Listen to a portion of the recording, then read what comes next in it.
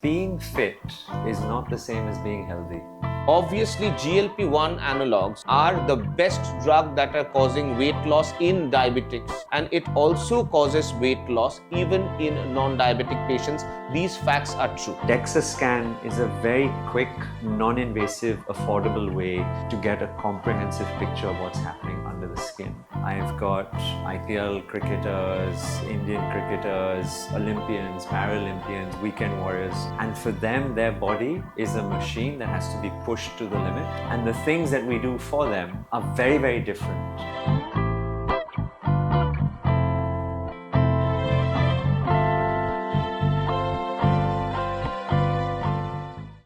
Health is probably one of the most important chapters in our lives. Ladies and gentlemen, this is me, your friend Arvind. I have two wonderful gentlemen with me. Dr. Marcus, longevity coach, explorer, author, and a man who's playing so many roles with a wonderful smile. Dr. Suman Mitra, an absolute legend in the field of internal medicine from CK Birla Hospital's CMRI. Thank you so much for joining us. How do we define wellness? I don't think that's a simple question. I think that's probably philosophically, existentially, one of the hardest ones. But for me, I think about life as we have one shot, we have given this one blessing to be here. Let's make it as healthy for as long as possible. So all the aspects that contribute towards living healthier for longer, that's how I define well-being for me. Shumanda? Whenever I think about this, I ask one question. Whenever you meet anyone in the society and you go and ask them, how are you? 90% of the cases, the answers that we get is, I'm okay. You get very few people who answer it like, I am great, I am super. So the distance that is actually to be breached between I am okay and I'm perfectly fine, I'm super, that's wellness for me. You know, prevention is better than cure. It's often a line that we've heard, we've read, we've understood. But Dr. Marcus, a line that I normally use on radio is common sense in today's world is not so common anymore. Right. Could you share with us a simple story, a real life story of someone that you've seen where a simple test has probably helped that person overcome years of grief? So many faces of patients started to flash. The takeaway message from this is just get the test done, just get checked. The idea that it's become so simple in today's day and age. We have readily available bloods that can be done at home. A lot of people today have these wearable devices which are streaming data into the cloud, to the medic, to the doctor, your life coach, health coach, etc. But the mentality of seeing the doctor when you're sick needs to change. Preventative approach is an easy one and should be the right and the default one. Do you recollect at the top of your mind any story that you would like to share? I had a patient who's suffering from type 2 diabetes, so insulin resistance diabetes, which is very prevalent and common in India. And this is a person who had been on oral medication and anti-diabetic medication for a while. And he said, Doc, you know, I really want to take a more lifestyle approach to this. Can you help me? So I said, sure, of course we can. And he did everything we asked him of. He improved his sleep. He ate the food that we asked him to eat. He exercised more. He managed his stress, all of the things that we sort of bring together in a comprehensive way. And he was making tremendous progress. His weight was coming down. His energy levels were going up. His blood parameters were improving. But when we were getting to the 6-month mark and I repeated his blood test, and we do a A1C test, which for everyone watching is like a 3-month measure of your blood sugar control. And we found in him, even though he was feeling better, etc., his A1C and his insulin were going in the wrong direction. So it was completely at odds at the story that he was narrating. And we started to then dig beneath the surface. And he said, you know, after a long conversation, we got into snacking. And he said, you know, Doc, I've actually been snacking a lot healthier these days. I said, fantastic, that's great. Tell me more. Well, you know, I've started to pick up these bars, these energy bars. I was like, okay, tell me more. I'm not going to name the brand or anything, but what was happening, he was skipping his meals and having these bars, thinking that he's eating healthier through the process. And he didn't realize that those bars were actually very high in calories, very high in sugars, almost 25 grams of sugar per bar. And so whilst he was doing everything else correct, his numbers were going in the wrong direction. You've seen patients, you know, for the last decade or so. There is still the trend, if it's not a red flag, I don't need to go to a doctor. The trend is gradually still changing. I nowadays come across people or patients who are in the age bracket of say 35 to 40 or even 30 to 35 who are going to get married or going to start a family, or thanks to all these corporate checkups that the corporate agencies or the corporate offices they offer, they are actually getting these health checkups done. So if you ask me, is the trend changing? The answer would be yes. If you ask me whether it is still unmet and there is a lot of requirement which needs to be addressed more, that answer is definitely yes. Social media, it does exist around us. We can't avoid it. It's either a blessing or it's a curse. Dr. Marcus, there are so many health influencers and there's so much information on the net that's available. Someone tells you to eat an apple. Someone tells you that apples are bad for your health. Someone tells you walking 10,000 steps is good. Someone tells you, oh, that's a myth, you don't need to do it. I don't know what to believe. I end up experimenting on my own body as a guinea pig. My body is suffering because of it. Please. I wish I could flick a switch and turn social media off. The problem with social media today is it's the loudest voice which is heard. It's not the right voice which is heard. Everyone, including the folks watching this show, should always have a degree of cynicism around what they're consuming online. Shubhanda, there is this new joke that's getting viral on the internet. I need to be more healthier because my future generation of doctors could be from ChatGPT. I can't trust them anymore. The problem with this generation is that we want everything very fast and easy. Since we are getting very ready solutions, we are not even trying to verify them. It cannot just come from an influencer who had started quote unquote influencing the population over the last 2-3 months and giving you tips on health, on what kind of food to take, what kind of exercises to do. So it cannot happen that way. My most favorite question, since we're talking about preventive care, I'm going to hand it over to you, Dr. Marcus.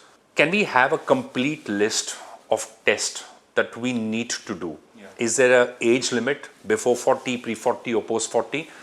And also, is it customized for everyone in general, or for each person it'll be a set of tests that'll be very different?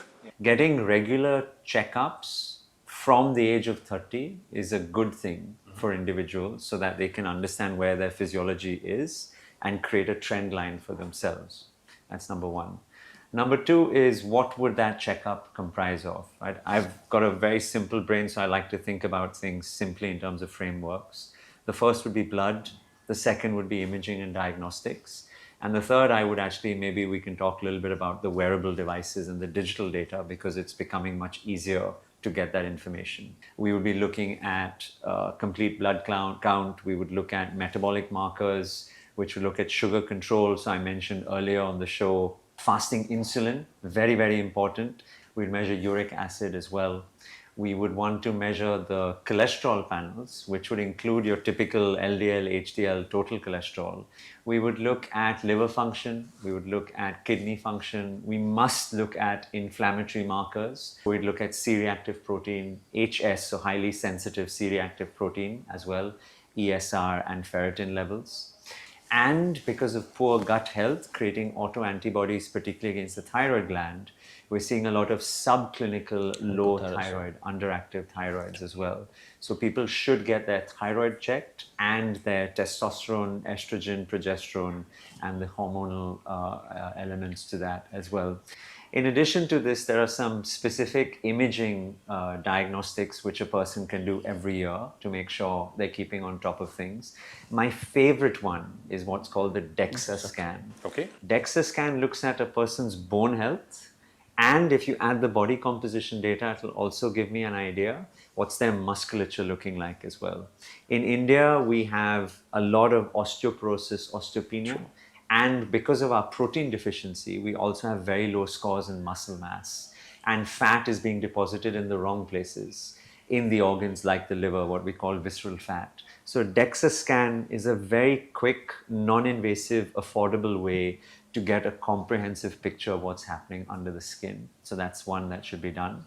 The second thing a person can do is an ultrasound scan of their abdomen and pelvis, and also of their heart as well. So 2D echo, abdominal ultrasound, and a pelvic ultrasound.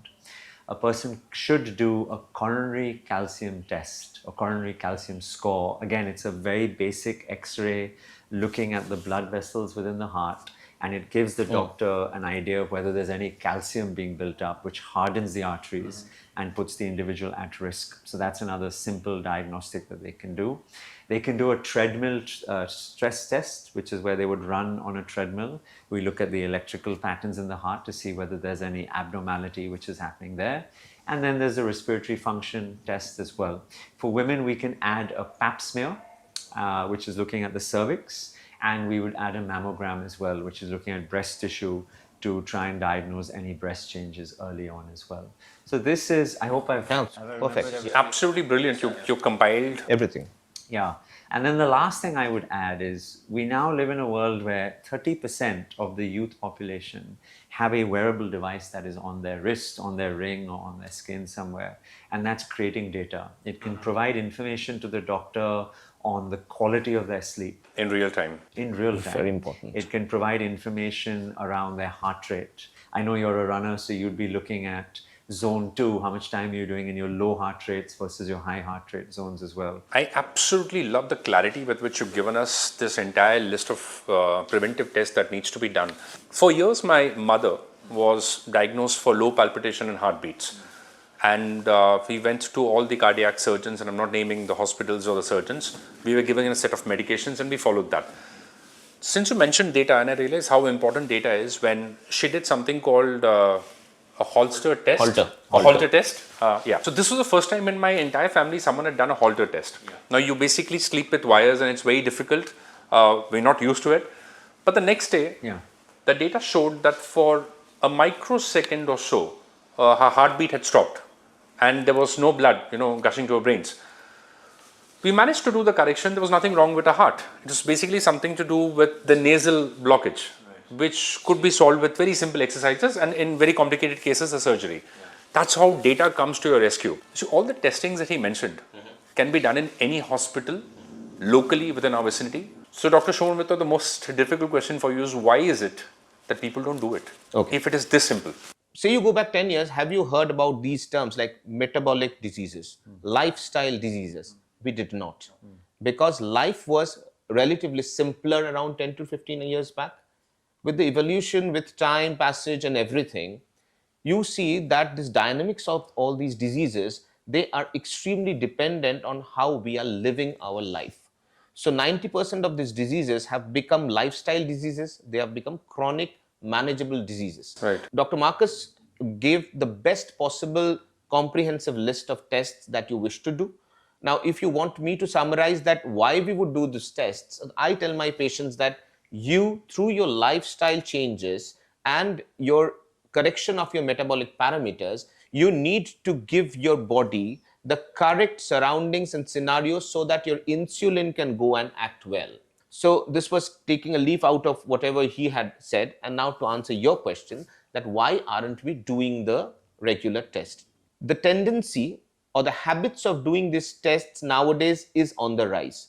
So people are actually getting aware. They are starting to indulge into getting these tests done.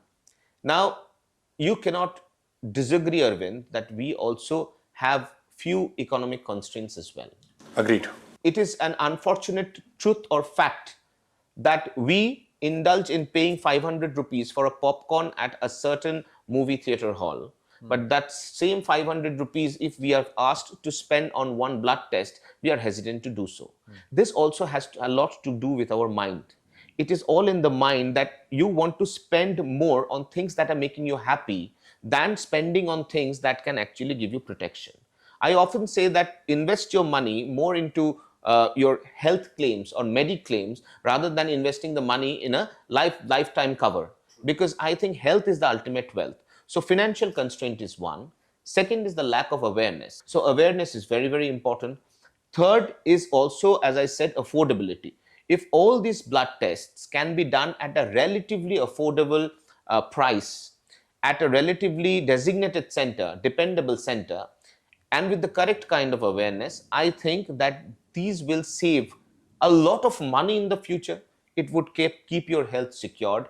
And I think this is the first step for a better tomorrow. If you want to wish someone on happy birthday, don't take that person out for a party. Don't sponsor them for a vacation. sponsor them for a complete health checkup with all the parameters that you mentioned. What a wonderful birthday gift would that be? Perfect. GLPs and the trend that is becoming so dangerous. Doc, we'd like to start with you. A lot of people watching this will probably be aware of the brand names, which are more commonplace, Ozempic and Mounjaro. This is part of a class of drugs called the GLP-1 agonists. It was a class of drugs originally intended as an anti-diabetic to help diabetics manage their sugar control better. And a side effect which was noticed, a very useful side effect perhaps, was that these individuals were losing weight. Because of that, the medical industry has sort of wrapped a layer around this and now selling this as a miracle anti-obesity drug. It, of course, is an important problem because I think the data in India is scary enough. 40% of individuals, up to 40% of individuals living in metros are overweight and obese. So it is a big metabolic epidemic which we're seeing across the country, and people are naturally looking for easier opportunities and options rather than the lifestyle related changes that they need to make. So GLP-1 agonists are becoming more commonplace. We're seeing online a lot of quote unquote health influencers talking about the benefits of it as a miracle wonder drug, easy intervention for individuals. And I can think of so many patients who come to me almost on a daily basis who are asking me, Doc, these lifestyle suggestions are great, but what do you think about X, right? They're trying to see whether they can be put on one of these medications to help manage their disease. Recently, we're seeing a lot more information in the West in public literature, particularly the studies which are coming out of the NHS in the UK, where the number of patients who are suffering from adverse events is significantly higher than was originally thought about. So people need to be wary about this. And the last thing I will say on this subject, because I see it a lot, is that the weight loss which is happening is not just fat loss. It is also a lot of muscle loss. And if a person watching this goes back and watches our first episode that we did, I spoke about how India is not only a protein deficient country, but we also have very low levels of muscle mass as well. So in an individual who's losing a lot of weight, particularly muscle loss, that's a dangerous place to be from a metabolic perspective. So I always advise a sense of caution amongst the utilization of this medication. But I'd be interested to know what your thoughts are. Yeah. I'll just put in my thoughts. We are in a generation where we want shortcuts. We would not go that extra stride and invest that on our lifestyle management. Rather, we would want something which is a ready solution to a long-standing problem. You are going to educated nutritionists who are advising you on rational diet. At the same time, suddenly you find this wonder drug which has promised you to get you lean and thin exactly how in your mind you have perceived yourself to be. So without even having your judgment working, you are jumping trying to procure this drug, at times non-supervised, and that is the problem what the entire population, at least a part of it, are now getting into. People want to get back to shape, quote unquote. In the process, they are hampering their physiology. One, they are definitely losing weight, at the same time losing out on a lot of muscle mass. See, I want to make it clear that both myself and I take onus for Dr. Marcus as well. We do not say that this drug is not correct. No. Obviously, GLP-1 analogues are the best drug that are causing weight loss in diabetics. They are causing a lot of sugar reduction in diabetics, and it also causes weight loss even in non-diabetic patients. These facts are true.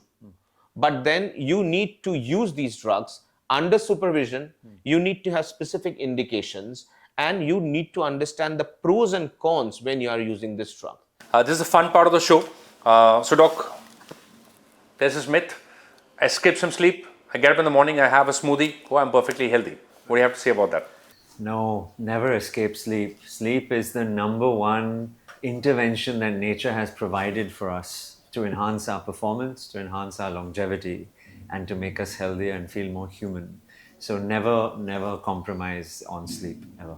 Festive season, people looking at you, will say, how is it that we can avoid sweets? You're saying no to sugar. We understand you're discussing on wellness. How do we do that? It's impossible. So how do I balance it out is a much better question. If you want to maintain a perfect lifestyle, it cannot be you are saying no to anything. No, it's not like you are saying, no, you cannot do this. It always needs to have a balance. You cannot go overboard with something. I would always ask them to enjoy, but at the same time, I would also advise them to keep that right balance. So how can we balance it out? Do not go overboard on your sweets and fried food. Even if, say, by mistake or by indulging yourself, you go overboard, make sure that you make it up for it later. How can you do that? You can indulge into your exercises, but make sure that you keep it in mind that maybe I've gone overboard with this, then I have to make up for it. It is all in the mind, Arvind. I follow Virat Kohli. Okay. I think most people don't understand that he has a professional nutritionist who's guiding him. If Novak Djokovic says that, I am vegan, and everyone wants to go vegan, that's a problem. So would you like to shed some light on that? Being fit is not the same as being healthy. Please understand, everyone watching this, and I work in both worlds. I work in the high performance world. I've got IPL cricketers, Indian cricketers, Olympians, Paralympians, weekend warriors who I spend a lot of time with. And for them, their body is a machine that has to be pushed to the limit. And the things that we do for them are very, very different than people like us who are trying to live a healthy, long, joyful life through that process. One of the nicest phrases I've ever heard is that we can serve only one of two masters. We can either serve the master of performance or we can serve the master of longevity.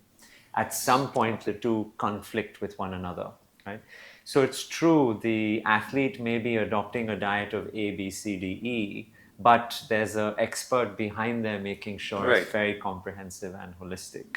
And that might not be the way a typical other individual may do so. So very, very important. So the message I want to leave with folks watching at home is that it's not always going to be about the high intensity burn and sweating it out and burning calories. Improving the day-to-day movement, as you were saying, taking the stairs instead of the lift, or walking alongside the travelator in the airport, taking your dog for a walk, dancing with your child or spouse or partner, doing the household work at home. These are all natural ways of building in movement, and it'll give you a longevity benefit over your lifetime. Dr. Suman Mitra, we spoke about gym, we spoke about walking, but there's a lot of talk on supplements. There's a lot of talk on whey proteins, that could change your lives. I am not necessarily someone who really supports the use of any kind of supplements whatsoever. Going for a run, cycling, taking a stroll, having a night walk. I'm also in favor of gymming. It's not that I'm against it, but I am not necessarily in favor of taking supplements, because the ingredients that are present in all those supplements, they do not necessarily do much good to your normal physiology. So once, as I always said, that once you deviate from your normal physiology, your body starts to recognize yourself not as you are. So it cannot recognize yourself as you are. So all the body dynamics, all the body balances, they start going haywire. And later in your life, you cannot necessarily revert back to your normal. If you force me to say that, are there any good points about these supplements or not, then I would say that if at all, you are going to take a supplement, then that has to be certified by a qualified nutritionist or a lifestyle coach who is extremely well read on it, who is aware of the negative points if you give supplements, and who is extremely and supremely confident about the body dynamics once you discontinue the supplements or you take it for a long time. So that is my take. I do want to weigh in though. I think the benefit of science is having healthy debate, and the use of the word supplement itself, I think, is a little problematic, because what it covers is everything from a vitamin B12 and a D3 all the way through to some of the more questionable actors like Shilajit, etc. Right? And people watching this should appreciate that the body requires micronutrients. Micronutrients in the form of vitamins, minerals, and cofactors. It's a fundamental part of enzymatic reactions, metabolic processes. We used to get those micronutrients, as Doc was saying, through nature. It used to be prevalent in the soil, which made its way into the plant, which made its way into the food chain, which we then consumed. We used to have air which was clean and allowing the sunlight to penetrate and our body to absorb vitamin D, get hydroxylated in the liver and then converted in the kidney. We're not living in a clean world anymore. 97% of the soil today is devoid of micronutrients. It's not there. So it's not there in the food that we're consuming. The tests that we do in the clinic, 92% of everyone walking in has a deficiency in B12, D3, and iron, and or iron. So these are supplements. We need to supplement the body. We can do it through dietary interventions as best we can, but oftentimes the food itself is of such poor quality that you need to augment that through a capsule, a tablet, a topical application, an injection, etc. So when this conversation about supplements is being had, I think it's very important that people watching understand that there is a clear distinction between the micronutrients which are important for the body, which are scientifically effective at elevating those levels and making people feel better, versus things which are more spurious in nature, which a lot typically comes out of this social media world, which is then being propagated, etc. So I personally do consume supplementation. I have about 6 or 7 things that I take on a daily basis. But the way I do it, not only for myself and my wife, but even for the patients that I take care of, is I always test levels first. I would go one step ahead also and say, I wish and I hope and I want that all these micronutrients could be assimilated in the body through the day-to-day food that we are taking. As he said very correctly, that the quality of food is becoming poor.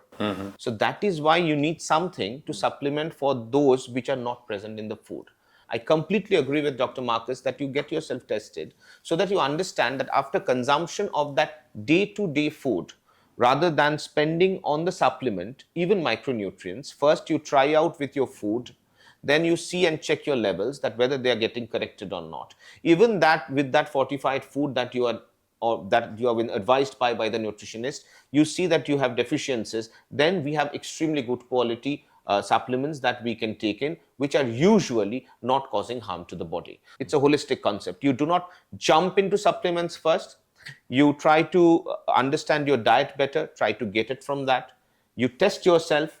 If there is a deficiency, you take in nutrients, you retest yourself, but do not do any of this without being guided by someone. Thank you so much, Dr. Marcus. Thank you. Thank you so much, Dr. Suman Mitra. Thank you so much, CK Birla Hospital, CMRI, for organizing this podcast. There's only one life. We're sitting in this room talking. I mean, you're watching us from your smartphone, your tab, your laptop, whichever part of the world that you're watching us right now. There is one truth that is undeniable, is the fact that in 100 years from now, 100 सालों आगे, in 100 years from now, हम में से कोई जिंदा नहीं रहेगा. हम जिनसे नाराज हैं वो भी नहीं रहेंगे, जो हमसे नाराज है वो भी नहीं रहेंगे. जिनको आज हम बहुत अमीर समझते हैं वो भी नहीं रहेंगे, जिनको आज हम बहुत गरीब समझते हैं वो भी नहीं रहेंगे. The things that we hold very, very close to our heart, the things that we are attached to, the people we love, none of us are going to be there. And that's a fact. So in such a situation, वो जो छोटा सा बक्सा है जिसमें आपने अपने सपनों को कैद करके रखा हुआ है, उस बक्से को ज़रा खोलना सीखो. It needs a little courage. Experience your life. Live your life. Don't wait for validation from others. Experience music. सुकून की नींद सो जाओ. You know, ज़िंदगी अगर अमृत है तो उसको पीना सीखो. And the last line that I like to end with is ज़िंदगी अगर ज़िंदगी है तो उसको जीना सीखो. Dr. Marcus, if you wouldn't disagree with me, that is exactly what we call wellness. Thank you so much for watching. You know, you share all kinds of stuff on the internet. For a change, share this conversation on your feed. You may well save a life. Thank you so much for joining us.